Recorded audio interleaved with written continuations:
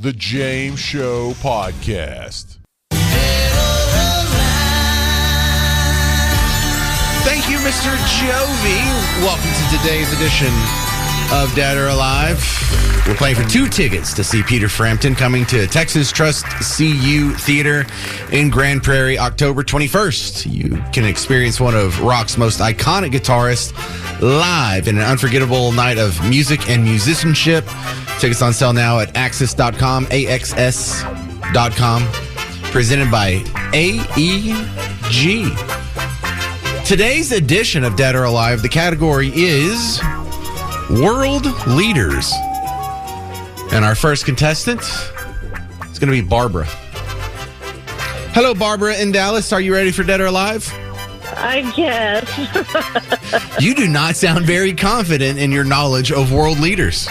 World leaders. All right, let's do it. All right. Well, let's start off with one. You've probably heard of this guy, Tony Blair. He ran the UK from 97 to 2007. Is he dead or alive? Alive.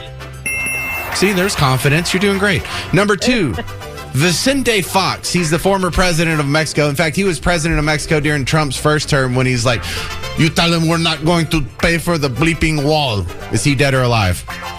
Alive. He's alive, 83 years old. Justin Trudeau is currently running Canada. His dad was also a prime minister in Canada. Pierre Trudeau. Is he dead or alive? Alive. Pierre Trudeau died in 2000, Barbara. Oh, my God. Okay. I didn't know that one either. I had to look it up myself. Thank you very much for playing, Barbara. Let's go to Brent in Lake Weatherford. You ready for Dead or Alive? Absolutely. All right. Fidel Castro was the bastard that turned Cuba into a communist state. When he passed away, his brother Raul took over. Is Raul Castro dead or alive? He's alive. He is alive. 94 years old.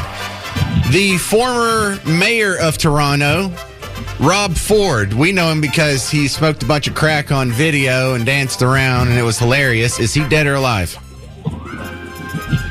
Good grief. I ain't heard of that guy. Well, he smoked crack 15 years ago. I'm going to say he's dead. Yeah, that's a pretty good guess. He was the Chris Farley of Canadian politics. Marion Barry, speaking of smoking crack, Marion Barry, the former mayor of D.C. and then got back on the city council after he got caught with a prostitute smoking crack on video. Is he dead or alive? Well, I hate to be bad about anybody, but I hope he's dead. Yep. Good call. He died in 2022. Manuel Noriega, the guy who used to run Panama, is he dead or alive? He's dead. Yep, he's dead. Jacques Chirac, he was the president of France from 95 to 2007. Is he dead or alive? You've heard of that guy. He was the guy in France that didn't go with us into Iraq, and so we changed it to Freedom Toast and Freedom Fries. We were making fun of that guy.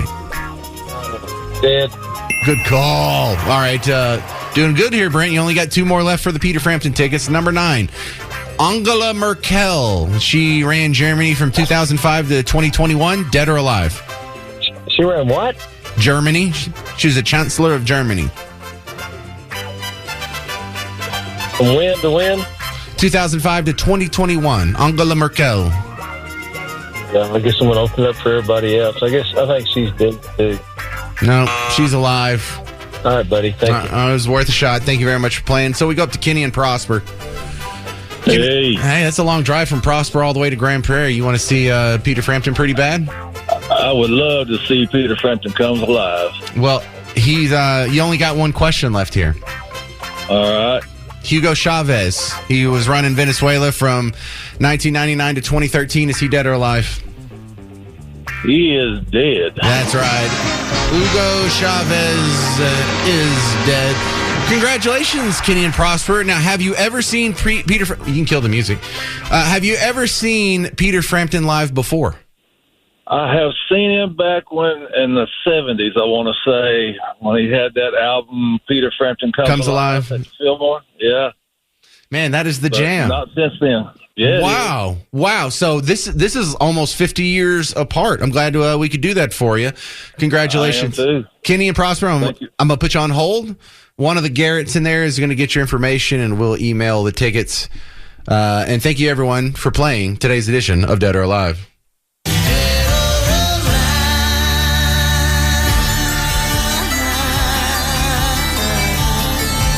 Thank you very much, Mr. Jovi. All right. Well, we have a pretty cool story here in Dallas where the Dallas Police Department announced that they're going to let their cops wear cowboy hats if they want to. If they want to. And when you look at the pictures they're putting on social media, they had some guys in their Dallas police officer uniform try the new hats. They're black hats. They're not completely flat brimmed like a Canadian Mountie. They kind of look like the DPS hats, except they're sort of a matte black, maybe a semi-gloss, sort of a Tim McGraw level gloss. But it's not as curled up on the sides as your typical Tim McGraw or even a Kenny Chesney hat. So a couple of reactions. First, it does look cool. I'll give them that. It looks cool. I mean, they look tough. They look like kind of cop hybrid cowboys. My complaint is they almost look too cool. They almost look like just a regular citizen that's out on the town, happens to be wearing a Navy shirt, and unless you're really paying attention to his Batman utility belt, it's kind of hard to tell that it's a cop you're dealing with. Or from a distance. I mean, if the guy's standing next to you, duh. But even in the pictures that I saw when I was flipping through on my phone and I first saw this, I was like, is that the cops? Oh, yeah, I guess that is. If you look really closely, you can tell that's their uniform. I think that's a problem. I think one of the reasons cops wear distinct hats, people say, why do cops wear funny hats? Well, they're not funny hats. They just look different than what anyone else would wear. No one else really on a regular basis, just for fashion purposes, wear the cop hat, the hat that's typically associated with cops. I realize in modern times, a lot of cops are wearing like the baseball caps, especially if they're in like a SWAT team or something to that effect. But the traditional sort of big cylinder, almost looks like someone cut off a chef's hat about 4 inches up and then made it black. Then there's a little brim on the front. They wear that hat so they're easily distinguished between civilians. They wear that hat because if you're looking for help and you're just looking at, eye level, seeing people's heads, you would like to be able to pick the cop out of a crowd pretty fast. This seems to go against that. Now, is that necessarily a bad thing? I don't know, because I see a lot of cops, especially when they're doing the beefing up the security here around the American Airlines Center, that prefer not to wear a hat at all. So you sort of lose that special effect that you have with the hat of making a cop more easily identified. Is that enough for me to say they shouldn't be allowed to do it? No, not yet. But I'd like to keep an eye on this. Because if that does become a problem, this was something that was foreseen. If I don't want to say predict. All right, I'll predict it. This could be a problem. DPS wear the hats, but DPS dress in a manner that doesn't look like anybody else. Not since, I don't know, my grandfather died. Does anyone run around with khaki pants, dark brown shirt, and then a light felt cowboy hat on?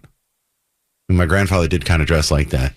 But that's something that is easily distinguished if you're in a crowd situation or if you're just trying to scan or if you're looking for an authority figure. If you want to distinguish yourself as an authority figure, even on an individual basis, you have to look different.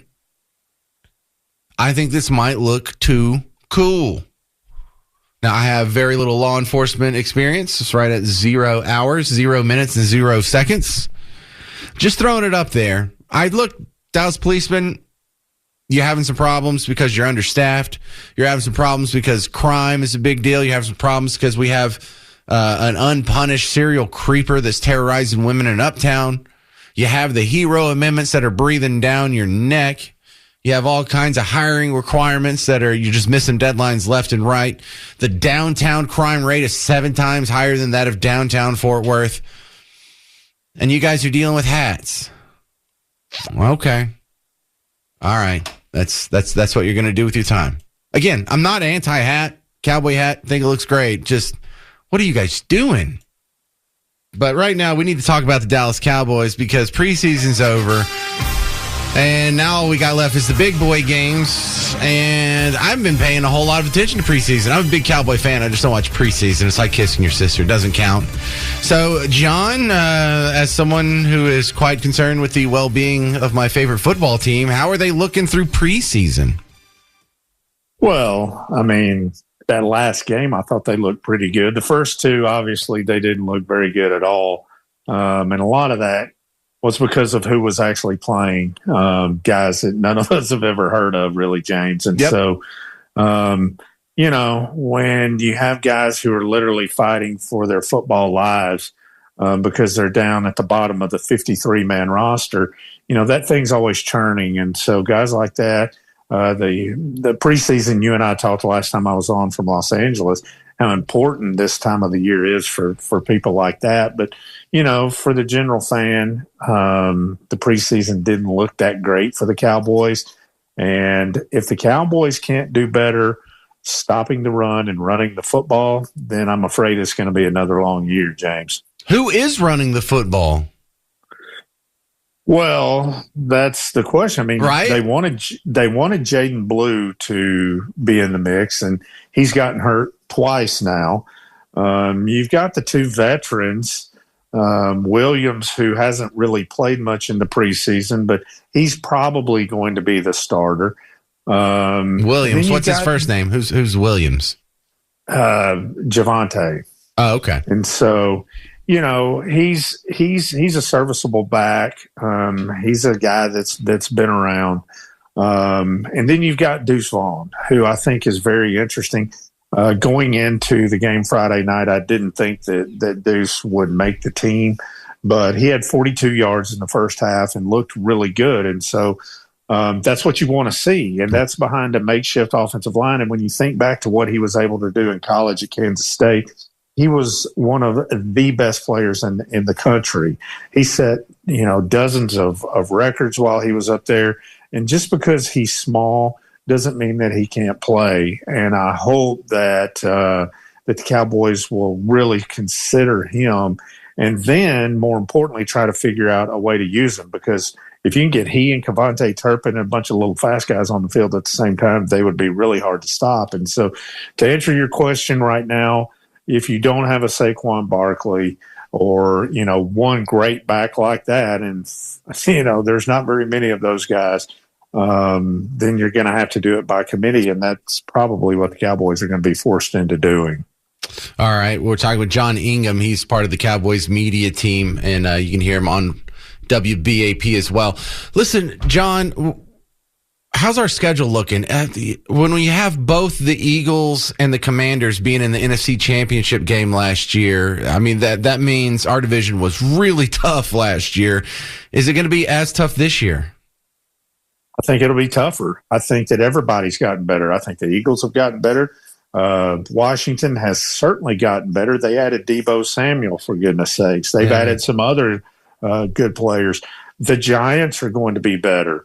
And I would like to think that the Cowboys are going to be better. So I think that the NFC East, you know, everybody always talks about the AFC West with Kansas City and Denver and the Raiders and the Chargers as far as them being the best in the National Football League. But I think the NFC East is going to have a lot to say about that this year. The schedule is brutal. I don't, you know, you probably didn't watch the game. I did not. Certainly not towards the end, but I did a graphic at the end that was the schedule, and then a lower third that said 6 of the last 7 games are going to be played against playoff teams from last year, and those 6 games are going to be played in 32 days. So if you stop and think about it, that's a little over a game every 5 days against the toughest part of the schedule. That's going to be brutal. It's going to be really, really hard. Then the last game of the year is against the Giants. And so the schedule has absolutely done them no favors this year. You're right in that Philly and Washington are going to be tough, but there is a whole lot of tough teams on there. I referenced the AFC West. Well, unfortunately, that's who the Cowboys play this year. The Chiefs famously on Thanksgiving Day. So the schedule is going to be brutal this year. That does not sound fun. Okay, so John Ingham, how much of a distraction is this new Netflix show about Jerry Jones? I don't think it is at all. Not for the team. Most of those guys weren't alive when the Cowboys were good anyway. Right. And so, for old guys like me and thee, it is fascinating to go back. I've forgotten so much of that stuff that happened back then. And it's a lot of fun to go back and see and even hear some of the stuff that we didn't know that was happening at the time. It's great. The Cowboys really aren't pushing it. They didn't have us promoted or anything on the preseason broadcast. And so, they're not trying to force it down anybody's throat, but they don't have to. I mean, it is so well done. And it's just fascinating. I almost wish that the young guys would look and see, that the Cowboys were good at one time and that the standard is still high. Even though we hadn't been to the playoffs and, we're not going to talk about all that stuff, but it's, if you're 30 years old, you don't remember the Cowboys being good.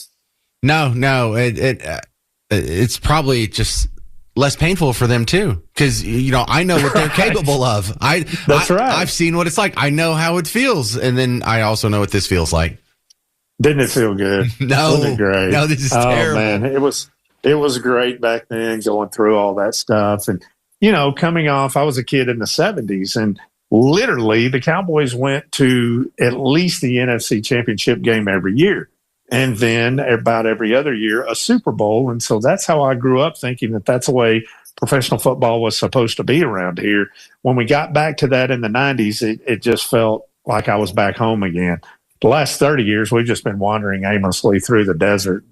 Man, I sure hope that. I hope that can change soon, James. We're just a grocery bag of trash that's blowing in the street. That's all it is. Right, all right. This is John Ingham from the Dallas Cowboys media team. One more question before I get you out of here. Who's our backup quarterback? Well, right now it's Joe Milton. That's who they want it to be. He looked really good the other night. So had a couple of touchdowns, one on the ground, one in the air. Honestly, when he doesn't think about it, when he just reacts and throws the football, he's pretty good. And I'm not, that's not a knock on him mentally. It's simply the fact that really you just want to react. You don't want to think. Even in that position, if you think about Dak Prescott, he's better in more of a 2-minute style offense too. And so not a knock on him whatsoever. It's just he was really nervous in those first 2 games. I came to find out for the third game, he relaxed a lot. He studied a lot harder, and it showed. And so that's who they want. He's got more upside than anybody. Will Greer, I don't even think they wanted him on the roster. He is going to be on the roster until they can figure out if it's going to be Milton or if it's going to be somebody else. I was reading an article earlier today that said, Quinn Ewers could be in the mix. There could be some other guys that could be released. And so I think that the backup quarterback, to answer your question, is in the building now. But in case he's not, then the backup quarterback is probably on somebody else's roster and will be released at 3:00 tomorrow. Wait, did Quinn Ewers get cut? They're thinking that he might. Oh, how cool would that be if we got to pick him up? Well, that would be cool. But he's a Texas boy, and I don't mean he just went to college there. He's from San Antonio. Absolutely right. And so, that'd be good for him. That'd be good for the Cowboys if he can kind of turn it up a notch. He struggled this preseason, so we'll see. But, who knows? Right now, it'll just be good to see number 4 out there saying, here we go, and under center and all of that, throwing to CD and Pickens. Yeah, well, he might be running for his life. It'll be good to see some starters. All right, he will be. Yeah. All right, John Ingham, thank you very much for the Dallas Cowboys insight, sir. You bet, James. Thank you. So you have Alligator Alcatraz down there in Florida. The people who don't want folks deported are griping about it. And what's the gripe? Well, they already don't like it. Then they just show up and they invent reasons why they don't like it. Well, this is a detention facility that has cages. Yes, all detention facilities have cages. Yeah, well, this one's bad because they have to use the bathroom and have a water fountain in the same little contraption here. It's like, yeah, that's kind of Also, standard issue for detention facilities. Well, alligator Alcatraz is inhumane. It's cruel and unusual. It's violation of the constitutional rights of these non-Americans because the lunch is so bad. Yeah, that's kind of standard issue, not just for detention centers, but also for your children's cafeteria at school. Do you have any legit concerns about alligator Alcatraz? Well, we just got a new one. A judge has ordered that alligator Alcatraz has to be shut down within 60 days over an environmental lawsuit. Oh, that's it this time. You oppose alligator Alcatraz, not because you don't want our immigration laws to be properly enforced, not because you oppose the mass deportations of your perceived future voters. No, you're just concerned about the well-being of this little 2 square miles of the Everglades. Sure. That's the ticket. And we all recognize this as bunk. Unless you're new to talk radio, unless you're new to this whole scene, you recognize this playbook. And it's environmentalism this time. It's always going to be something. It's always going to be an ism. There's going to be an ism that is based on something that you and I every human being agrees we should take care of the environment. Every human being says we shouldn't destroy the earth that we rely on to live. Nobody is literally anti-earth. So they take this and they couch this in a way to where it doesn't fool you. But remember, there are millions and millions of mouth breathers out there who don't follow the news quite as close as you do. They have no idea what's going on. They maybe just read the headlines or have some half-intelligent friend who's regurgitating some of their headlines on social media. And without clicking through to the article, they're left with the impression that alligator Alcatraz is racist, sexist, bigot, homophobe, Islamophobe, literally Nazis, literally Hitler, probably apartheid, and on top of that is destroying the earth. No wonder they hate you. No wonder they firebomb Teslas. No wonder they make foam core signs and block streets on the weekends like it's some sort of hobby. But really, you're concerned about the well-being of what? Of alligators? Of the invasive species, the Burmese pythons that have crossbred with the Indian python? You're worried about nature out there. No, nature is dominant out there. You need to be worried about the human beings in the middle of the Everglades. They are the ones in danger. Nature's not in danger from us. It's definitely not the Everglades.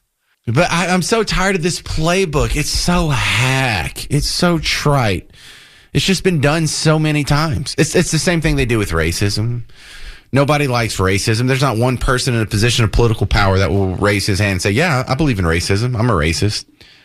But they're constantly using this emotional attachment that we all have and should have that's inherently against racism. We all have agreed a couple generations ago, racism's bad.